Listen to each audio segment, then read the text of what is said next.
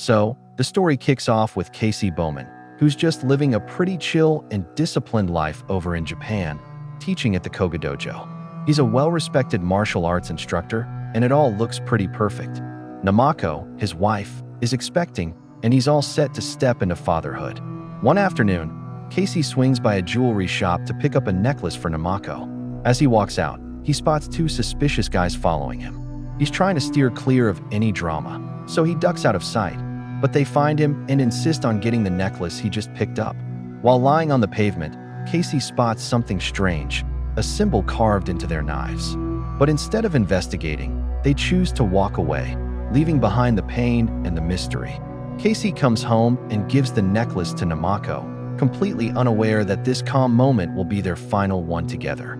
Later that night, Namako nudges Casey awake, saying they're really craving some dark chocolate.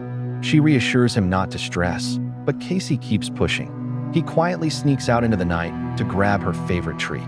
While he's away, a masked intruder sneaks into their house, carrying barbed wire. Casey gets back home and is shocked to discover that Namako has been brutally murdered. Her throat's been cut by the wire, and the necklace he gave her is drenched in blood. Feeling utterly crushed, Casey holds her body close and takes back the amulet, which has transformed from a symbol of love into one of revenge. So, at the funeral, this old friend of mine, Nakabara, just pops up out of nowhere. He has a dojo in Thailand and asks Casey to come train with him to help process the grief. But Casey won't budge. He's got some unfinished business to take care of. Casey can't shake off the image of that symbol on the thug's knives, so she starts to dig deeper. He recalls the triple kick technique they practiced and follows it to a spot known as the Zuma Dojo. He goes to the school and begins to ask some questions.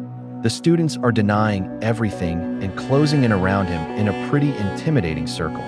Feeling outnumbered and trapped, Casey goes all out. His beatdown is tough and quick, making one student spill the beans.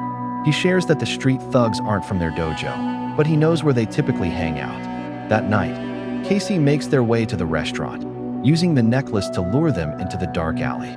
The thugs think they've got him trapped. They really don't realize they're stepping right into a death trap. Casey takes them down without holding back. Thinking everything's wrapped up, Casey makes his way to Nakabara's dojo in Thailand to recover.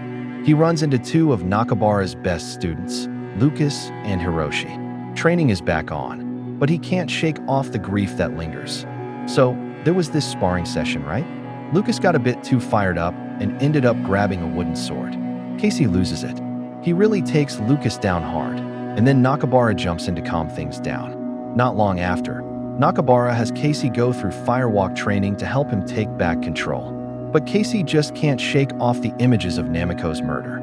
Feeling overwhelmed, he huffs off and makes his way to a nearby bar, just in search of a drink.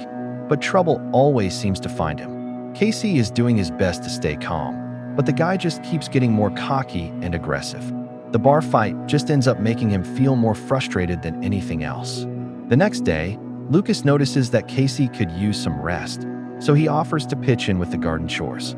While Lucas is out picking fruit, he gets ambushed and killed with the same barbed wire weapon that was used on Namako. It's pretty obvious now that this war is far from finished. The killer is still on the loose, and now it feels personal once more.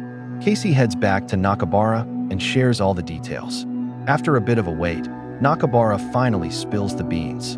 So, it turns out that the guy responsible for the killings is Goro, who's the tough leader of a drug cartel over in Myanmar. Goro used to be part of the same martial arts lineage as Takeda, who was Casey's late father-in-law. But he's really gone off course, and now he's recognized for using barbed wire as his harsh signature weapon. Since Casey is linked to Takeda, Goro has set his sights on him.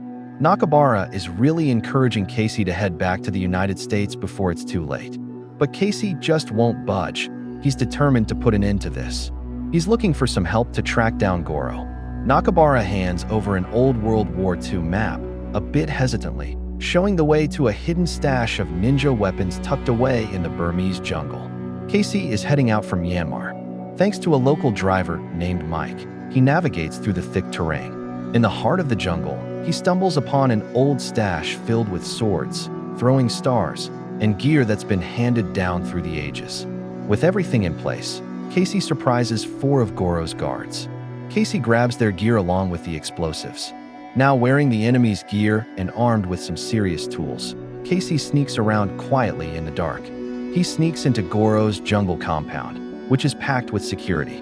Once Casey has taken out most of the guards, he finally comes face to face with Goro's right-hand man.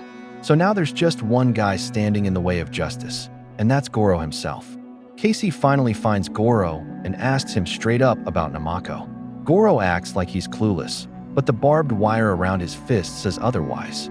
The fight that comes next is brutal.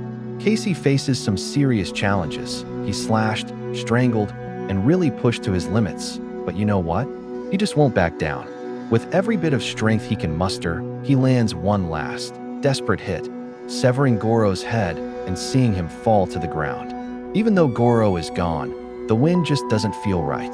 When Casey gets back to Nakabara's dojo, things just don't seem right. Then he spots it, a familiar symbol carved into the delivery man's blade, just like the one the street thugs had. That's when it dawns on him.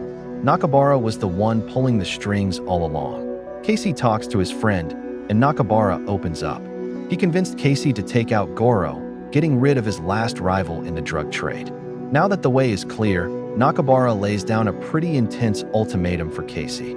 Join his empire or meet the same fate as Namako. But Casey isn't having any of it. The fight's done. In an intense face-off, Casey takes down Nakabara. Later on, he shares the truth with Hiroshi. Nakabara was the one responsible for Namako's death. They find a secret stash of drugs hidden under the dojo. As Hiroshi comes to terms with that truth, he understands that revealing it would permanently damage their dojo and its legacy. He tells Casey to keep quiet. Feeling thankful, Hiroshi allows him to walk away without any harm. Months later, Casey finds themselves standing alone by a quiet river in Japan. He picks up Namako's necklace and softly tosses it into the water. He's really gone all out with his revenge, serving it up not just once or twice, but 3 times.